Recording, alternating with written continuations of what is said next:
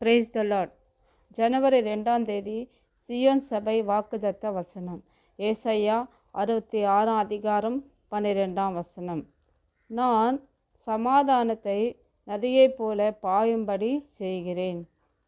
நதியிலுள்ள தண்ணீர் மேலே இருந்து கீழே பாய்ந்தோடி வருகிறது. அதே போல தான் தேவ சமாதானமும் மேலே இருக்கிற தேவனிடத்திலிருந்து வருகிறது. நாம் சுற்றில் இருக்கிற சூழ்நிலைகள், பாவங்களாகிய கசப்பு, கோபங்கள், பொறாமைகள், பெருமைகள் போன்ற காரியங்களால் நாம் சமாதானத்தை இழந்து போனோம்.